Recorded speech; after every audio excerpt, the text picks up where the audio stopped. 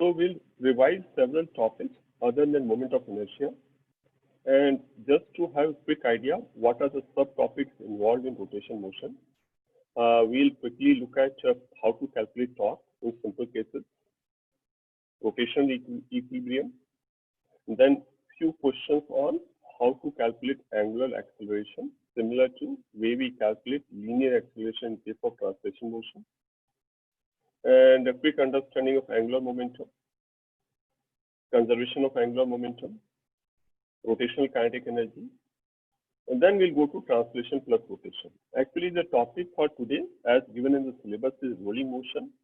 But unless we go through all these previous topics, we will not understand rolling motion well. So I thought we'll have a quick recap of all the topics which roll into rolling motion. Okay, so rolling motion doesn't roll on its own. You need to have some of the topics to be covered before we get an understanding of rolling motion. So we'll try to cover all of them and one by one.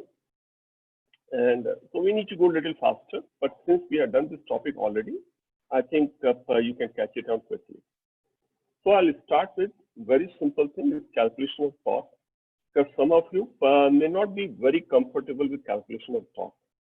See, typical cases, torque, one way of calculation of torque is R plus S. But that's not we normally use in most of the numericals we come across. Most of the numerical we come across, we have to calculate torque about an axis which is perpendicular to the plane of paper, which means the object can rotate in a circular path in the plane of paper.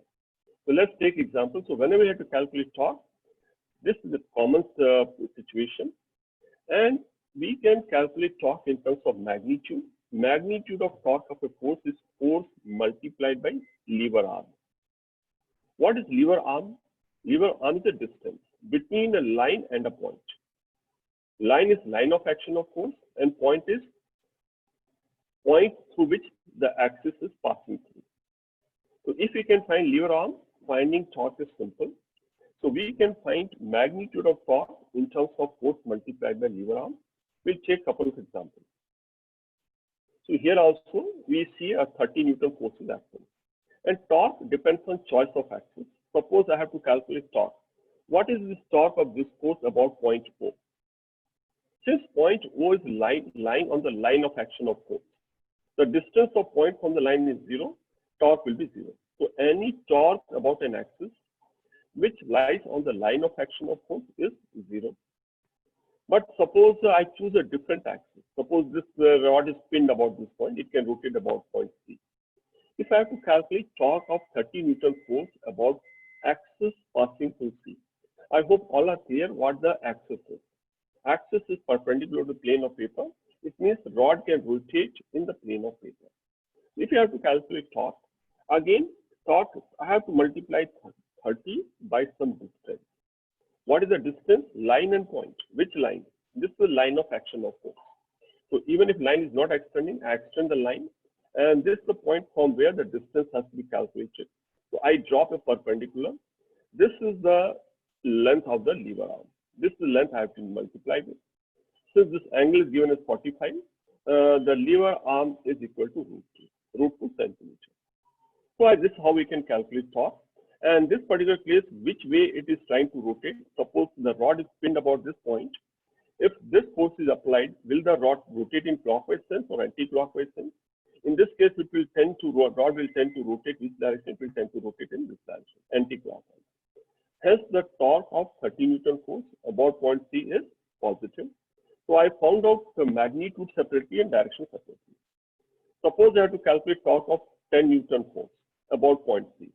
Another we can calculate is using components. So I take two components of 10 Newton, a horizontal component and vertical component.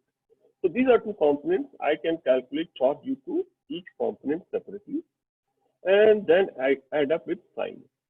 All we are clear, since R and force all are lying in the plane of paper, torque will lie perpendicular to the plane of paper, either outwards or inwards. If it is anti-clockwise, it will be towards the positive k cap. If it is clockwise, it is into the plane of paper. Okay. So using components, we are divided into two parts. Now we'll calculate due to vertical component, perpendicular distance will be along the horizontal direction. So its horizontal distance from point C is equal to 2 centimeter. Lever arm becomes 2 centimeter. So it will become 10 sine theta into 2 centimeter. That would be the torque. And this force is tending to rotate in which direction? It's tending to rotate in the clockwise direction. Hence, this will be minus sign. It will be negative value. Similarly, if I have to calculate torque due to horizontal component, since the vertical distance, now the force is horizontal, the perpendicular distance has to be vertical to the perpendicular to the force, which is vertical. Vertical distance is 0, since the point C is lying on the line of action of horizontal component. So torque due to horizontal component of forces about point C is 0. Okay, so that's how we calculate torque. Let's take a simple example of rotational equilibrium. What does rotational equilibrium mean? In case of translation equilibrium, we take these two equations. Which are two equations we use? Typically, we use this equation, summation of forces. We choose any two mutually perpendicular axes. We call one as x-axis and other as y-axis in case of two-dimensional question. And summation of all x component forces and summation of all y component forces are 0. In case of rotational equilibrium, we have additional condition, and additional condition is the torque about any axis is 0 if the object is in rotational equilibrium. So I can choose any axis and thus make it so whenever, since we have choice of axis, we should choose an axis which makes calculation easier. Let's take a simple case. There, what we see here, you have a uniform plank. This blue color, this is plank. Mass of the plank is capital M. It is supported at 2 points here. Okay, and distance between 2 points is 3L by 4, since this is L by 4, A and B. And there's additional mass M placed here at a distance L by 3. If I have to find reaction at B, that's a question. If I have to find reaction at B, first thing what we'll do, we'll draw a free body diagram. But since it's a rotational question, I will not assume the whole object like a point mass. I'll draw with all the dimensions. So these are the forces acting. This is reaction at A. This is reaction at B. And weight of the plank will act at the midpoint. And this mg acting at this point here. Which point I'm interested in finding reaction at B? I can use any of the three equations. I can use torque is equal to 0, force, the summation of forces x direction, y direction is 0. This equation anyway is redundant because no force is acting in the y direction. So in this case, if I have to find reaction at B, if I choose torque about point A is to be 0, axis passing through A and perpendicular to the plane of drawing. If I take what happens to torque due to RA becomes 0, so reaction at A will not come in my equation. Only unknown will be equal to torque due to reaction at B. So one single equation I can get my answer. I could have taken torque about B also 0. I could have taken torque about midpoint also 0. But if I take any other point, if I take this point here, then there'll be some torque, non-zero torque due to RA, and there'll be non-zero torque due to RB. Two unknowns will come into equation. So it makes a little faster if I have to find reaction at B to take torque about point A is equal to 0. Now, if I take torque about A is 0, this is vertical force. All forces are vertical. Hence, lever arm is horizontal distances. Due to RB is tending to rotate about A in anti-clockwise direction. So torque due to reaction at B is positive. So RB into 3L by 4. These two forces tending to rotate in the clockwise sense about A. Hence, these two are negative torque. So I'll write minus mg into L by 2, simply the lever arm distance, and minus mg into L by 3. And I can solve for RB. I can find the reaction at B. So that's how typically we solve question about rotational equilibrium. We have additional equation by equating torque about any axis to be 0. So if we choose the axis properly, it makes our solution of question little easier. We'll take one more typical example of rotational equilibrium. Another example is something like a rod or a ladder leaning against a rough surface, a smooth wall and rough surface. So mass is m, length is L, and angle is theta. So in this case, if we have to find frictional force, how do we go about? Again, any rotational question will draw a free body diagram, not as a point mass, but an extended object. So this is the rod. I have taken rod as a system. I mark all the forces acting on the rod. Here, the force will only be the normal reaction because what is given here is smooth wall. The smooth wall, no frictional component, only the component normal to the contact surface. But floor has given a floor is rough. Hence, floor will have normal component as well as frictional component. Okay. So when I look at this again, there are three possible equations. And as soon as I look at this figure, perhaps I can easily figure out that frictional force will be equal and opposite to reaction at B. So if I find RB, I know the value of friction force. Which I should talk about which axis which will give me only one unknown. It's actually, if you look at it, the three unknowns here. Which are three unknowns? I don't know the friction force. I don't know the vertical component of force at A, and I don't know this RB. So since I have to find RB, I'll choose an axis such that torque of frictional force and vertical reaction at A is 0. How does the torque become 0? If I take axis A as an axis. How is the axis? Passing through A. Always keep in mind, axis is passing through A, perpendicular to plane of figure. It is directed, it's perpendicular to plane of figure. So if I check, these two have become 0 torque. Now, which are having non-zero torque? This is non-zero torque. This force is vertical. Hence, I will take horizontal distance. It is acting at the at the center of mass. So inclined distance is L by 2. Angle is theta. So horizontal distance L by 2 cos theta. This reaction is horizontal. Hence, I have to measure, I extend the line of action of force. So what is the perpendicular distance? This is the line of action. And this is the point lying on the axis. I need to take this perpendicular distance, which is L sin theta. This force is tending, which is the axis? I have to imagine as if it is pinned at point A. It is hinged at point A. If it is torque, I'm taking out is 0. This force is tending to rotate which sense? It is tending to rotate in clockwise sense. And this force, if I look at from point O, if only this force was acting, it would have rotated the rod in anti-clockwise sense. So this torque due to RB is positive. Due to mg, it is negative. Let me substitute those values. So if I take torque about is equal to 0, RB into lever arm, which is L sin theta, plus sign because of anti-clockwise direction, and mg into L by 2 cos theta, which is the lever arm, is 0. I get the value of RB. RB is equal to mg by 2 tan theta. And this is leftward. So friction force will be equal to what? Friction force will be equal to mg by 2 tan theta. Which direction it is acting? It is acting towards right. So what we understand from here, as the theta keeps decreasing, as theta decreases, what happens to frictional force?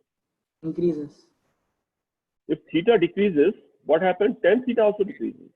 If tan theta decreases, friction force keeps on increasing. So if rod is kept near to vertical, friction force will be 0.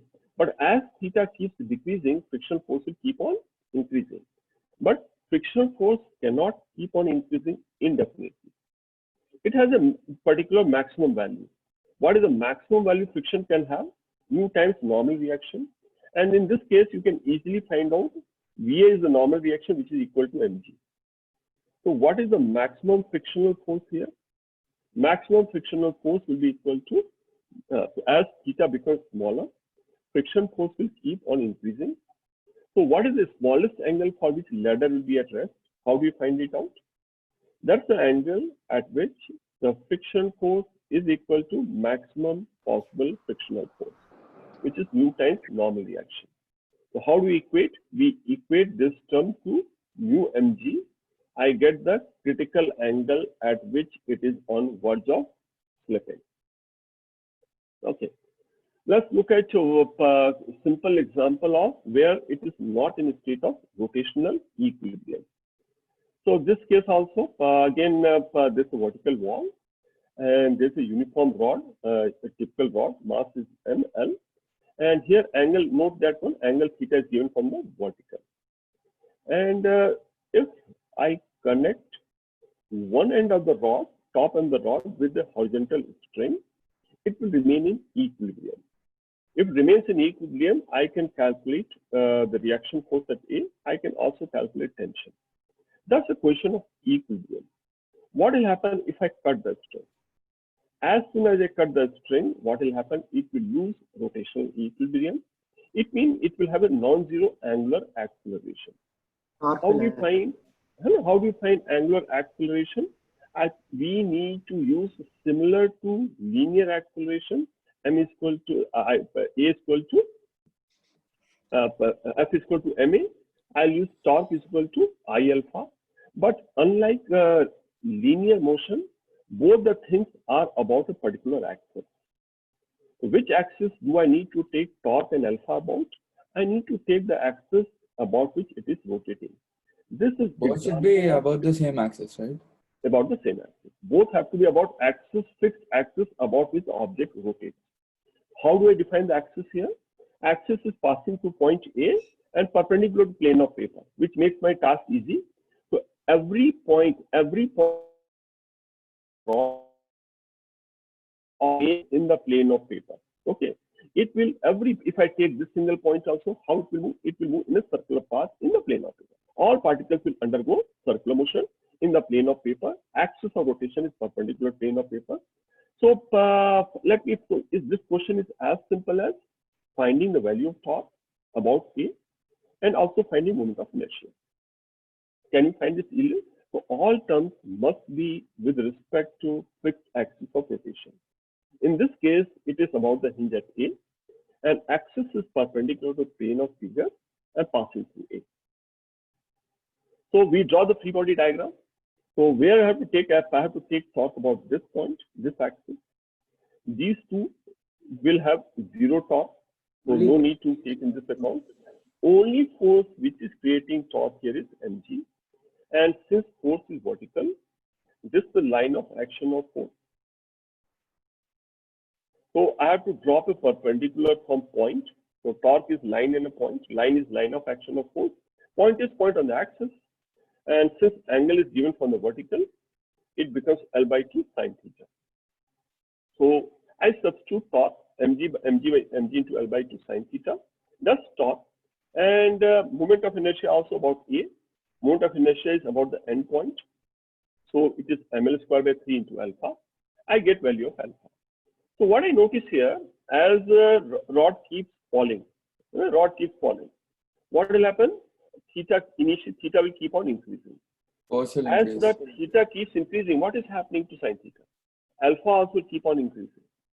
So will it have uniform angular acceleration? No. Until it reaches an angle of 90 degrees, what will happen? Value of angular acceleration will keep on increasing. The angular acceleration will be maximum at the instant rod becomes horizontal. Afterwards, angular acceleration will start decreasing. And when it becomes vertically downwards, at this point, it will have angular velocity. But at this stage, alpha will be equal to 0. Where is the alpha maximum? This is the position when alpha is maximum. This is what I can understand from this expression. So we can easily calculate for any value of alpha. Okay, let's move on further. So let's take a case like a seesaw. So if you have a rod, if we pin the rod about the midpoint, the rod will remain in rotational equilibrium. But if it is hinged about a point which is not passing through center, and I hold it in horizontal position and release it. If I release the rod, uniform rod, from horizontal position, it will have angular acceleration. So in this case also, can you find angular acceleration? Yes. First, we again look at what kind of motion it is. This also is a question of rotation about fixed axis. The axis about which the object rotates does not change with time, which is the axis of rotation passing through the point of hinge and again perpendicular to the plane of figure. So this axis of rotation. So when I take torque, also about this axis, And when I take moment of inertia also, it is about the same axis. So again, so what we do, again we draw a free body diagram. What is my system? System is my rod. So actually I should represent this also. At hinge point, two forces will act. So not one force, but you will have both the components. Okay. But I'm taking torque about A equal to 0. So this will also have 0 torque. This also will have 0 torque. Only thing we will have the weight of the rod will act as if the entire mass is placed at the center of mass. So which is at a distance of L by 6. So torque due to weight component will be equal to, okay, so we'll calculate torque and torque about A, which will be mg into L by 6, and moment of inertia about axis A. How do you calculate moment of inertia? I use parallel axis theorem. I calculate moment of inertia about center of mass, and then m into this distance square. This distance is L by 6. So I arrive at moment of inertia about A. Now I'll substitute in this equation torque about A and moment of inertia about A. I'll get the value of angular acceleration. Okay, let's quickly look at angular momentum of a particle. Angular momentum of a particle also similar to torque. This also, if object is moving in a plane of figure, its angular momentum will be perpendicular to the plane of figure. So in this case also, it is the magnitude of angular momentum. It's linear momentum into distance. What is the distance? Again, line and a point. The distance involves line and a point. What is the line here?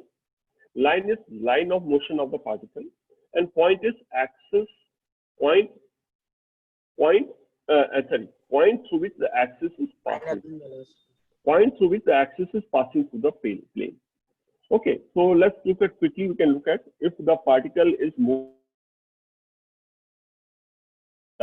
Momentum can be just a coordinate. What is angular momentum? I have to choose which point. Angular momentum about an axis passing through O and perpendicular to plane of figure. Its angular momentum will be momentum multiplied by distance. What is the distance? I drop a perpendicular, which is A.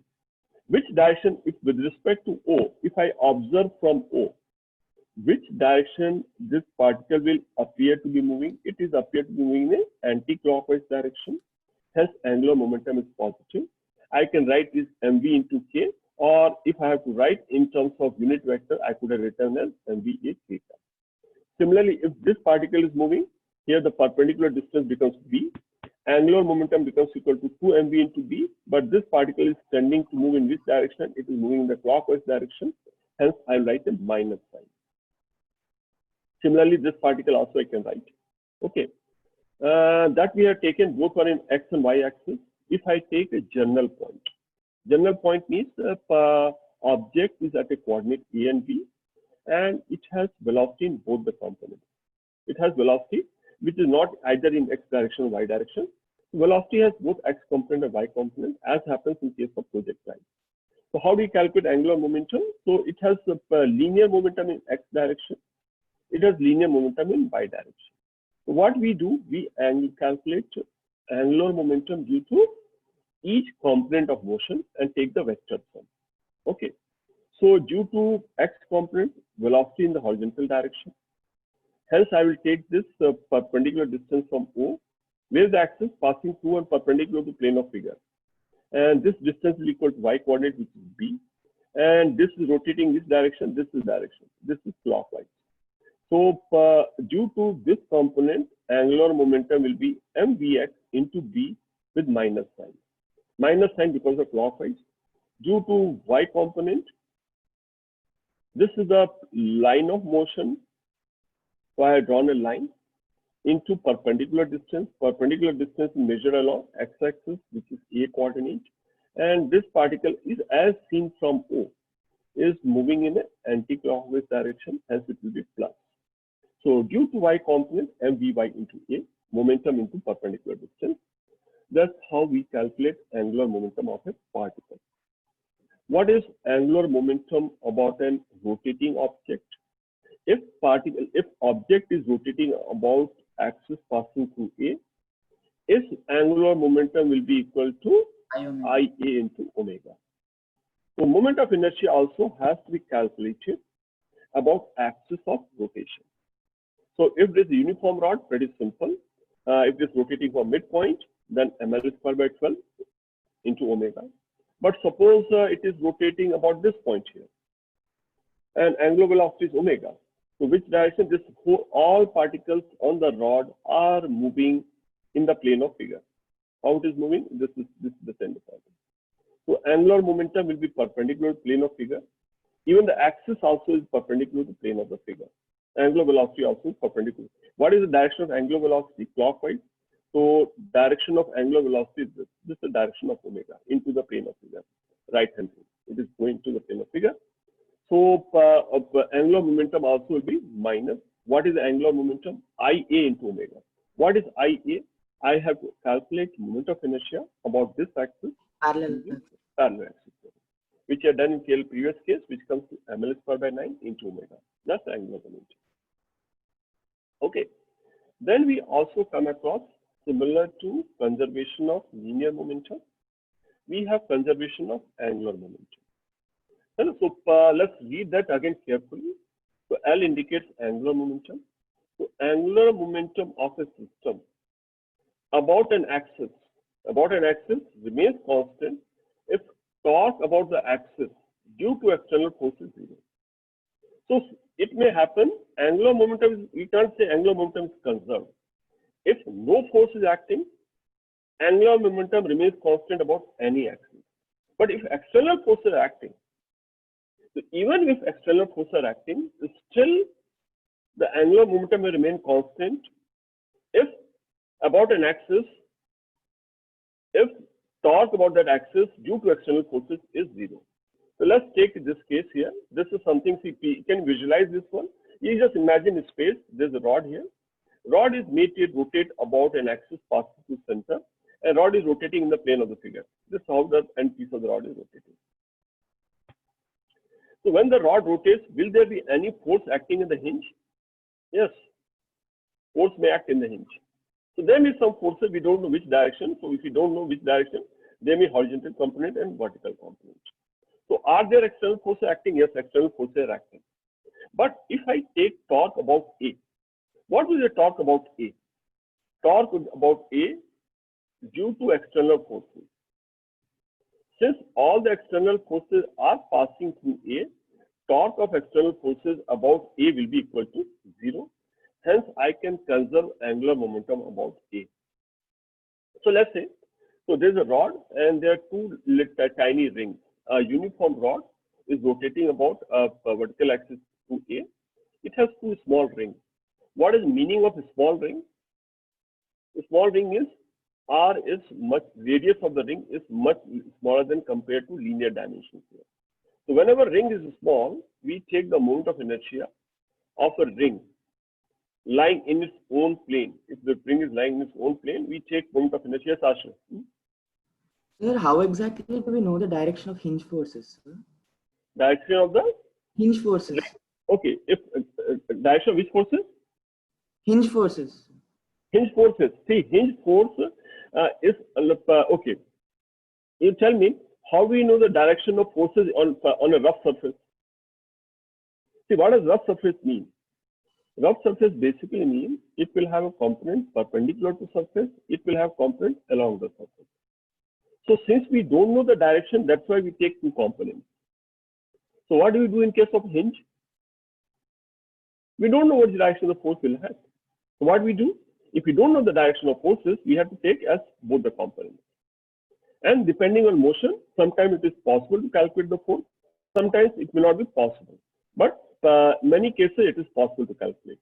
How do we calculate forces? We mark forces. We don't know the direction. That's why I take X component, both components. And if forces given are of such a nature, number of unknowns are say only two. I'll come to one question later. I think next question is about finding hinge force. I'll come to that hinge force also. So initially rings are close to the axis.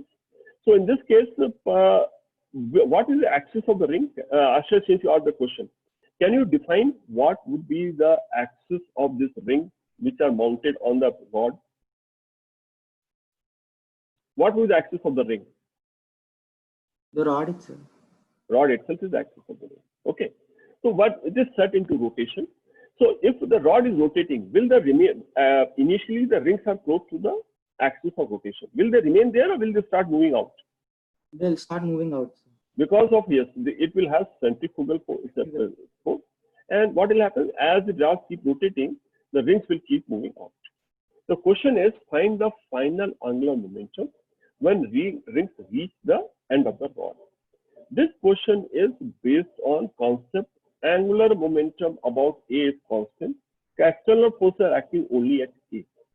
So this is my initial state and this is my final state. I equate angular momentum here to angular momentum there. So what is the initial angular momentum? Angular momentum, there are 3 particles which are part of the system, rod and 2 rings.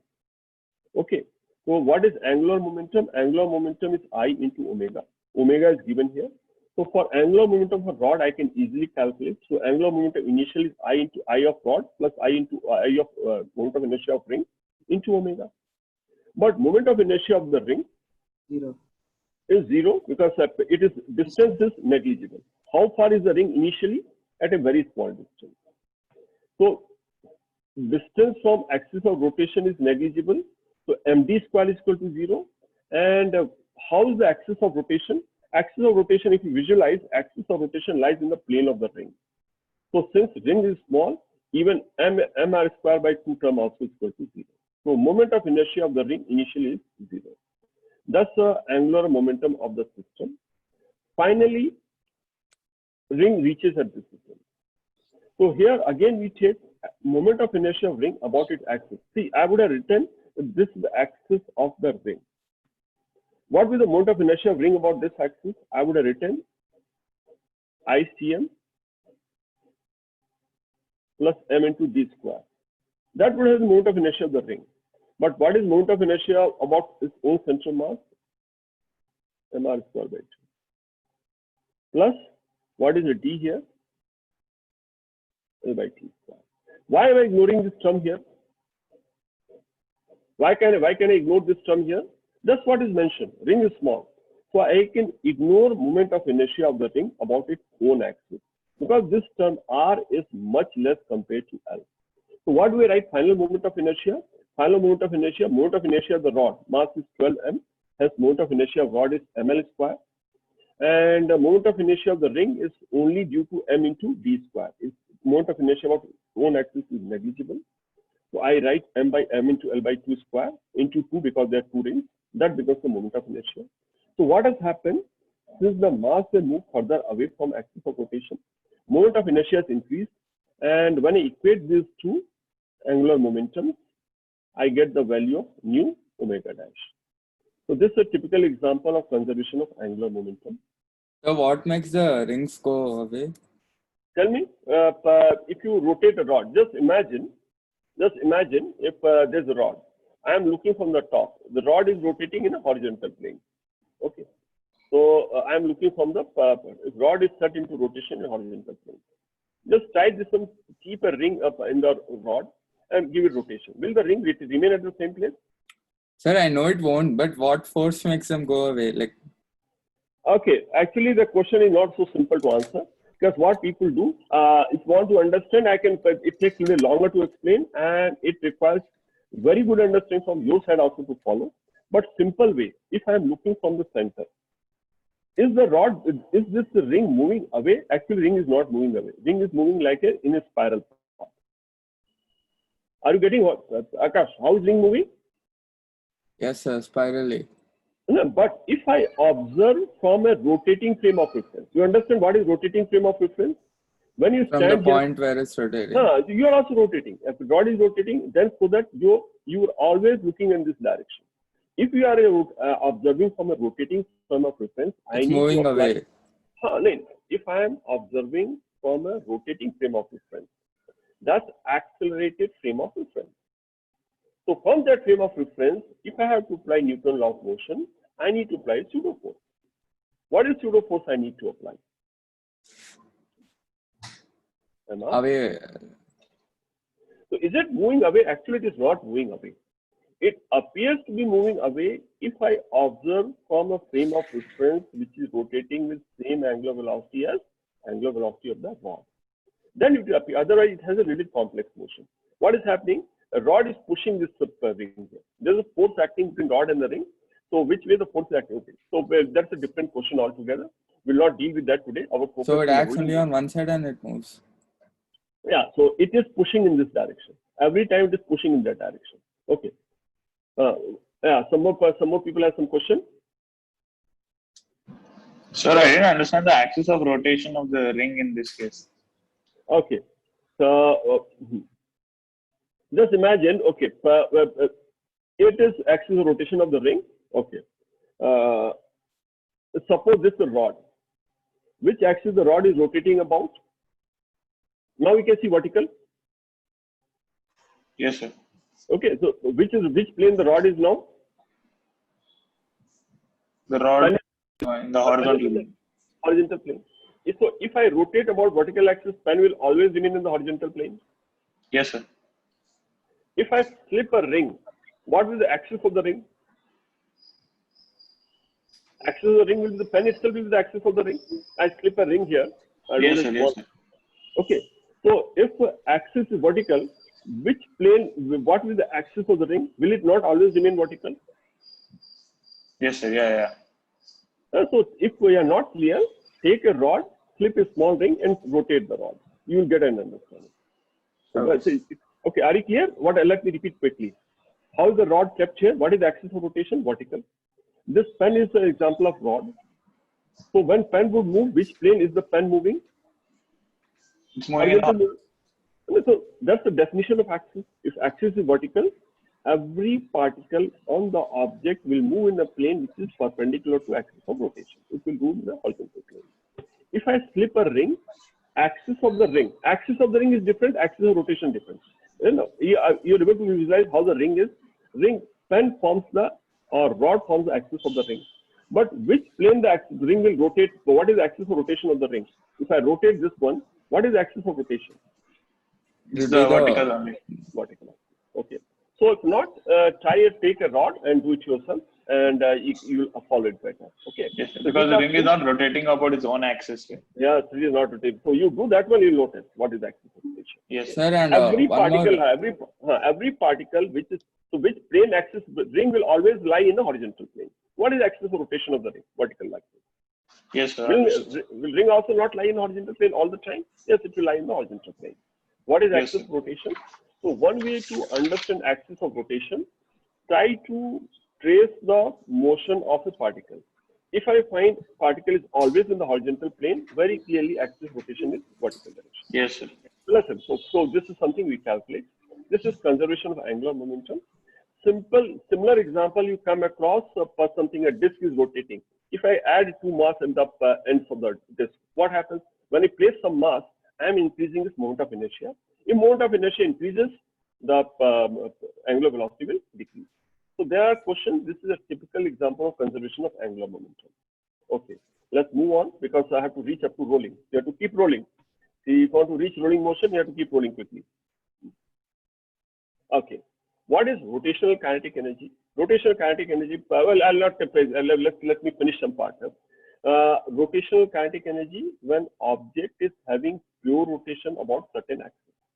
So this rod, if this A is the hinge point, if I release the rod from horizontal position, what is axis of rotation in this case? Rod is left kept horizontal.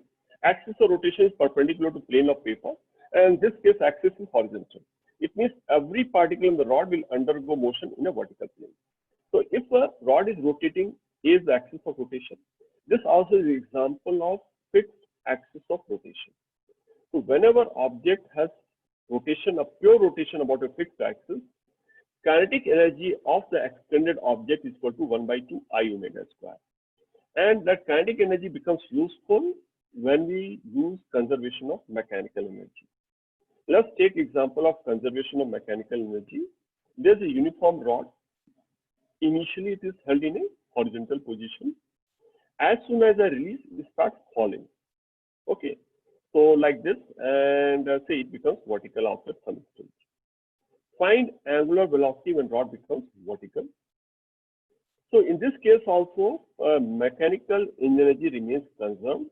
The work is being done by only gravitational force. Only other force acting is hinge force, but there's no displacement here. The hinge force doesn't do any work. Work is done only by gravitational force, so mechanical energy I can conserve. So assuming, okay. So which are the forces? Gravitational force. So since gravitational potential energy is changing, I need to choose a reference level for gravitational potential energy. So let me choose a horizontal plane passing through A. I can choose anything as an axis. This I choose as reference for my gravitational potential energy. So anything above this will have positive potential energy, anything below this will have negative potential energy. Let's apply conservation of mechanical energy in case of rotational motion. How do we apply? See here, when we talk of rotational potential energy, when we calculate mgh, what is m we should take here?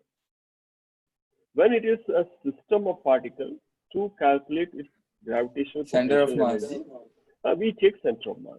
The initial position, I need to mark this is where the center of mass was, and this my initial position I'm applying it to, and this is the final position I'm applying it to. The center of mass has moved from here. In between, I don't care what has happened, but this is where finally it is come. So when I calculate mgh or gravitational potential energy, these are the 2 points I consider.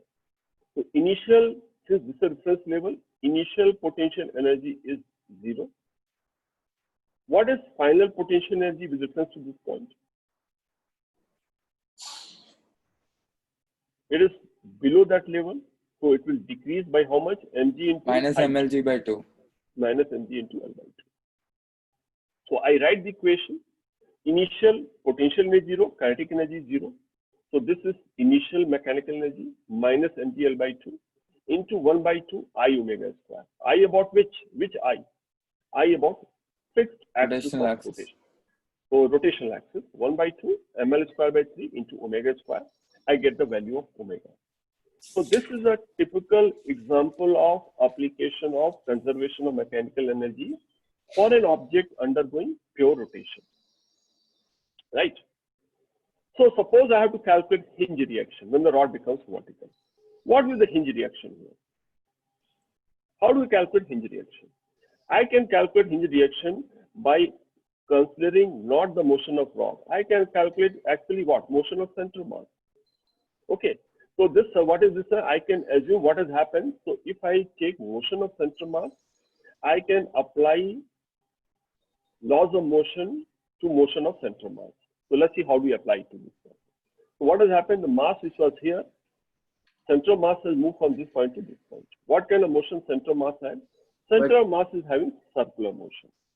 So when it has come here, the center of mass is equivalent to a point mass m, is undergoing vertical circular motion, and radius of circular path is L by 2. You can take like a pendulum and the tension will Yeah, be. so just like a pendulum, just like a point, it's like a particle suspended from a string.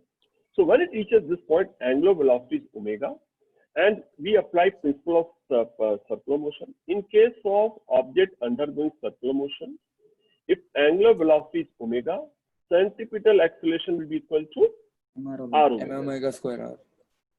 Okay, so here since omega, r omega square, r is equal to L by 2. So that's the centripetal acceleration. Hence, net force also must be what? Which direction the net force will act? Net force acting also should be equal to m into AC. So what is the net force acting? The net force acting has to be equal to m into AC. Which direction? Upward direction. What is centripetal acceleration here? L by 2 omega square. But what are these forces acting? Actually, two forces acting here. On this particle, how many forces acting? On this system, what I have taken the rod as a system. Tell me which are the two forces acting on the rod as a system? Gravity and hinge reaction. This also I have taken the rod as a system. Hinge is part of this one. So if I take this force as a hinge force, F, this has to be equal to F minus mg. So what is F equal to? And this is what we do in vertical circular motion, mg plus this term. Okay, this is vertical circular motion. Let's move on further. So there's some term when we come to rolling motion. Many rolling motion questions we solve, we generalize all objects into one category by defining something called radius of gyration. What is radius of gyration about an axis? As I equate moment of inertia to mk square. What does k mean here? Any extended object, if I rotate, whatever shape I take, if it is rotating about an axis. So different particles will undergo rotation with different radius. So what does radius of gyration mean? It means where should I, it's something similar to center of mass. It says, where should I place it, at what distance from the axis of rotation should I place the entire mass so that moment of inertia remains unchanged. So if I place a distance of k, the entire mass like similar to center of mass. If this becomes like a point mass, if moment of inertia is mk square, I equate to moment of inertia about that axis. That becomes radius of gyration. So radius of gyration about axis passing through center, and we can find radius of gyration by equating this term, and we can find so easy. I can substitute. So like ring, or suppose for a solid sphere, if I had to find radius of gyration about this axis, we know the moment of inertia of a solid sphere about its axis is 2/5 mr square. I equate it to mk square. So what did you get? I get k square is equal to what? Or I get k square to root 2/5 r. What does it mean? It means if I have a solid spherical mass which is rotating about center mass, it is what three-dimensional object. If I place the entire mass at a distance equal to root 2/5 r from the center, this also will have same moment of inertia as the spherical mass. That's the radius of gyration. Let's see how do we use it. Now we come to dynamics of rolling motion. Okay, rolling motion is a combination of translation and rotation. We have done translation separately, we have done rotation separately. So in case of translation, so when we define dynamics, there are two terms here. We define motion of a rolling object as motion of center mass, how the center of mass is moving, and motion with respect to center of mass. The center of mass is like a point mass. When I talk about motion of center mass, it becomes a point mass. And with respect to center of mass, what is the motion? Pure rotation. So we break the motion into two parts: translation of center mass and rotation about center of mass. What is rolling motion? Let's repeat, this point is important. And if you understand this point, it facilitates later understanding. So what is rolling motion? Rolling motion is translation of center mass or motion of center mass and pure rotation about center mass. If you understand, that's what will apply. So to have, if object has a, in terms of the object has translation, in terms of dynamics, it will have acceleration, translation acceleration. If object has pure rotation, it will have angular acceleration. But if it has both, if it has the rolling motion, it will have acceleration of center mass. It will also have angular acceleration about an axis passing through center mass. So if both are present, what would be the acceleration of any particle on the object? Suppose I take this particle P. What would the acceleration of this particle take? I'm assuming at this stage omega is 0. It is just set into motion.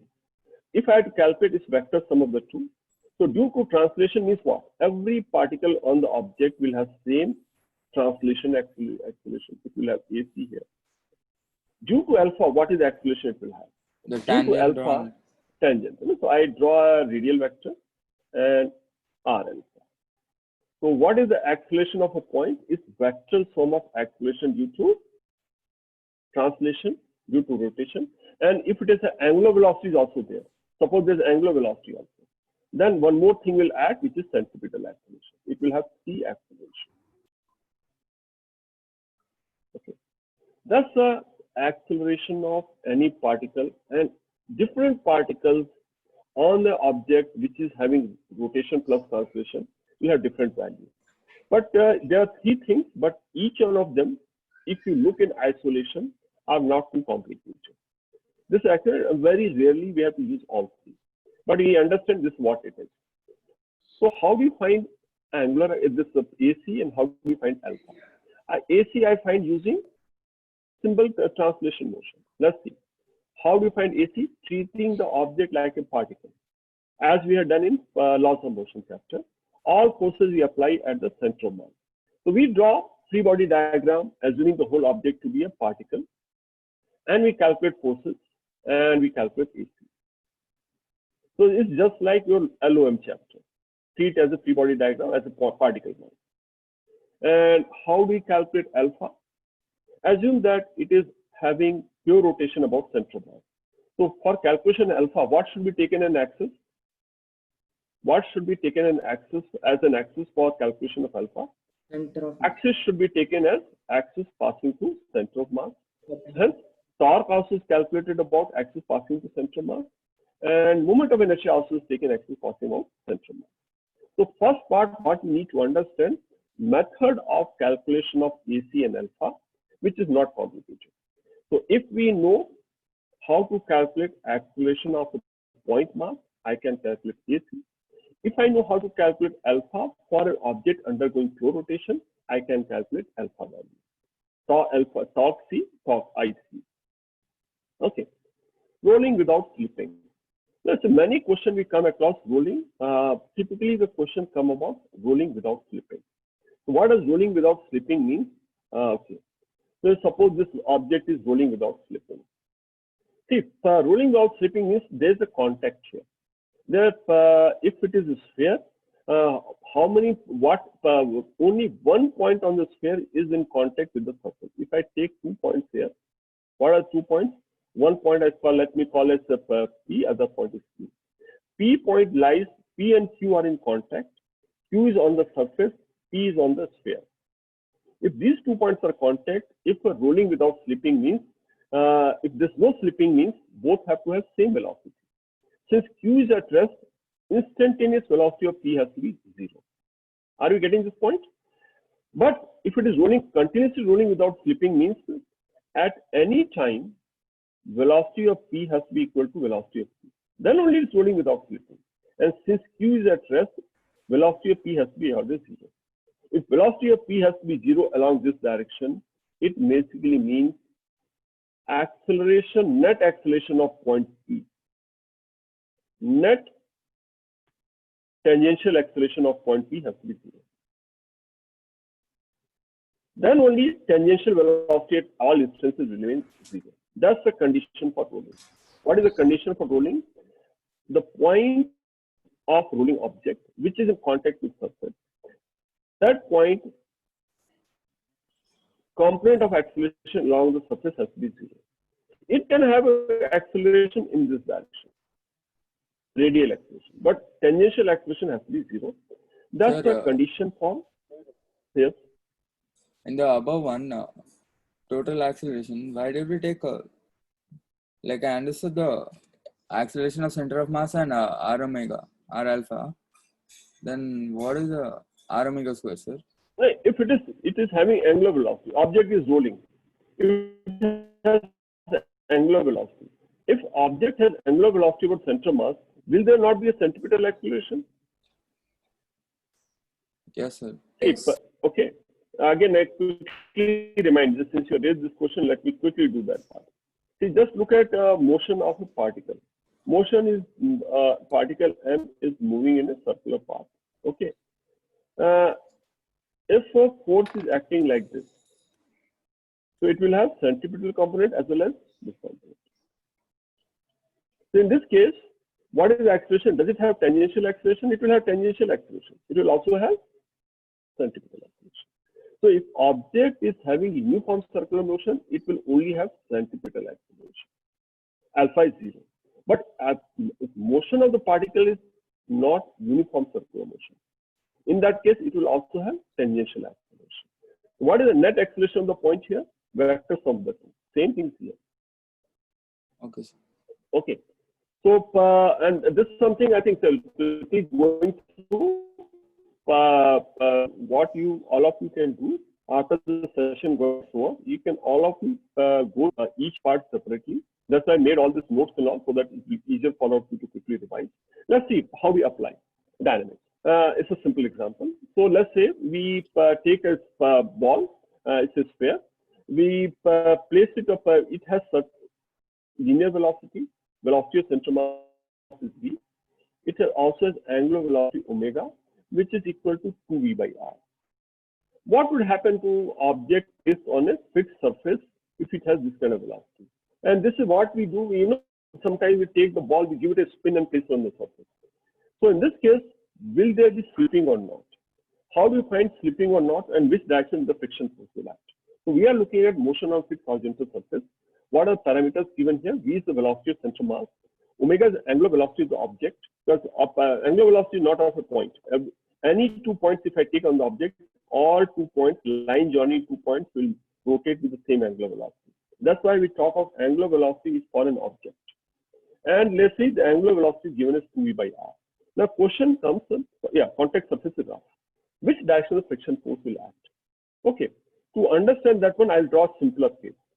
Let's suppose there's surface here, there's mass m here. If it is moving in direction v, which direction will the friction force act? Minus v, direction of it will opposite, it will act in this direction. And what is the friction force? Which kind of friction? Kinetic friction. It will equal to mu times normal velocity. So let's look at this. Here also, which in contact, surface is not in concern with the rest of it. There's a point on the object, rolling object, which is in contact. What is the velocity of this point? This velocity will be due to translation. Every particle will have translation velocity v. And due to rotation, it will have a velocity r omega. How much is r omega? R omega is equal to, how much r omega comes equal to 2v. So what is the net velocity of the point which is in contact? It is v in which direction? In the backward direction. Backwards. So can you figure out which direction the force will act? For forward. Forward and So how do we find direction of motion? We find out which, first we check what is the velocity of point which is in contact. How do you find velocity of point in contact? So suppose I have to find velocity of this point here. How do you find velocity of any point on the object which is having motion of center mass plus motion about center mass? Due to motion of center mass, if velocity of center mass is v and object is translating, every particle will have same translation velocity.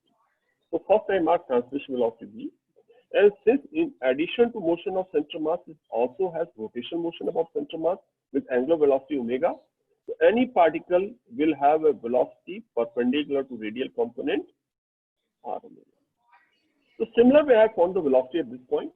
Since velocity of point of contact is in the backward direction, friction force will act in the forward direction. And how much will be the friction force? Mu times normal deviation is mu times mg.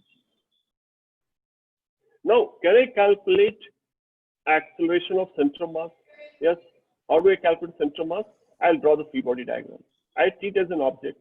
What are forces acting? Three forces acting. What are forces acting? I draw mg is acting. And normal reaction is acting. And frictional force is acting mu times n. Since center mass, y coordinate is not changing, acceleration in y direction is 0. Hence, n is equal to mg.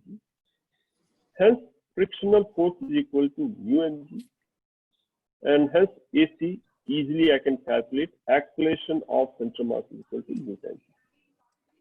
Which direction? Forward direction. What will happen?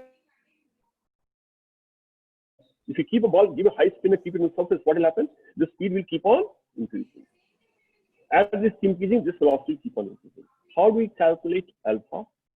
Alpha, again, I draw the, now alpha I cannot take as a point object. I draw as circulation. Then mark all the forces acting. What are forces Alpha acting? should be negative, right? Now let's mark that one, mg. And which force is acting? Frictional force. How much is frictional force? Mu mg. Let's say I have not mentioned here. Let's assume it is what is moment of inertia? Moment of inertia will be mk square. So can I calculate alpha here? How to calculate alpha cm? I'll calculate torque about center mass divided by I about center mass. What is torque about center mass? Mg has zero torque, normal reaction has zero charge, only mu mg is acting horizontally, so perpendicular distance is r. So torque is equal to mu mg r, and moment of inertia is n2. Okay, so that's value of alpha, and if it is a ring, it is a different value. If it is a sphere, a spherical shell, different value. So that's a method to calculate AC and alpha. So what is happening in this case? See, what does friction do? Friction tends to prevent slipping. Now slipping is happening. Why is the slipping happening? Because this is V, and due to rotation, this is R omega is greater. What is friction doing? Friction is increasing velocity and decreasing R omega term.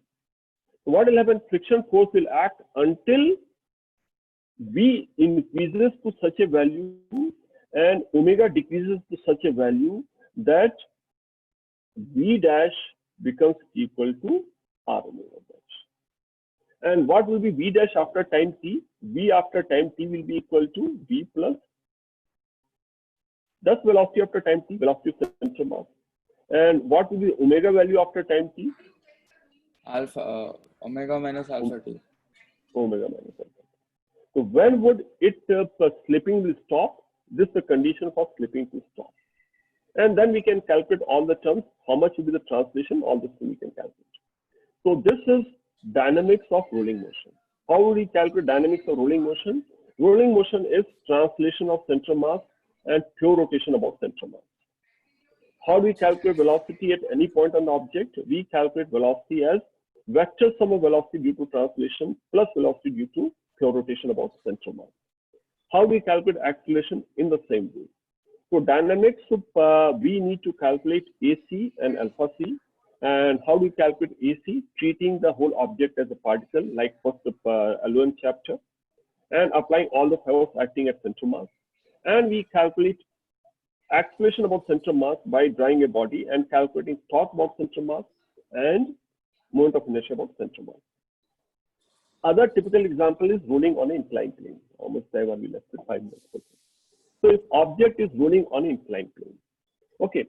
So if it is rolling without slipping, how do we solve this question? First, we mark all the forces. Can we mark all the forces which are acting? Mg is acting. Okay, which is the point in contact? This is the point which is in contact. So it is rolling at tangential acceleration. If I mark this direction as x vector, this point is P. For object to have continued rolling, acceleration of point P, its x component has to be 0. Then only whichever point is in contact here will have 0 velocity. Okay, so let's see how do we do that one. So first of all, mark all the forces. Which are the forces acting here? This is mg cos theta. This is mg sin theta. And initially we will not be sure. We don't know which direction friction force will act. So if which direction friction force will act, if you're not sure, let's put automatically come. Let's say the friction force is acting like this. Can I calculate A? What is acceleration of center mass here? Which direction? Y direction has no acceleration. I'm taking only x component. X component, what are the forces acting in this x direction? So acceleration will be equal to force by mass. G sin Net theta. force in x direction divided mass. So what are forces acting in x direction? Mg sin theta Minus friction. minus friction by m. That's one equation. That's the motion of center mass. And what will be the alpha c here? So I'm taking a torque about this point. How many forces acting? 3 forces. What is the torque due to mg sin theta? 0. Torque due to mg cos theta. Sorry, I have not marked normal reaction. So torque due to 3 forces are 0. Normal reaction also is passing through this point. Only friction force has non-zero torque. Which direction? It has torque in this direction. What is torque due to frictional force? Force into perpendicular distance is equal to F into R. divided by IC. So let me write FR. What is moment of inertia? Mk square. Okay, but what is the condition? The condition is this is the condition for no slipping. This is the condition for no slipping. So what is the acceleration of this point? Let's look at this. Again, if I draw this figure again, I think. So again, if I draw this figure here, what is the acceleration of the point here? And this is point P. It has acceleration AC in this direction, this X direction, and it has alpha in this direction. So due to alpha, what is the acceleration? R alpha. For no slipping, R alpha has to be AC. I equate those two. So what is the equation I get? Mg sin theta minus F by M is equal to R alpha.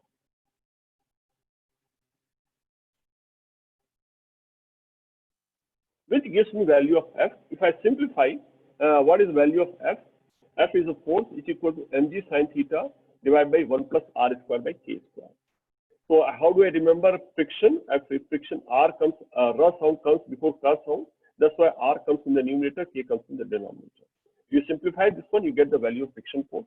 And once you get the value of friction force, we get the acceleration of center of mass. So different particles, what is acceleration of center of mass? I have substitute value of F. I get acceleration C. Suppose there was no friction. This object would have had an acceleration of G sin theta. Since frictional force is acting, acceleration has to be lower. And that's why you have a quantity which is greater than 1 in the denominator. Acceleration is G sin theta by some term which is greater than 1. And the term which is in the denominator is reverse. This here, friction.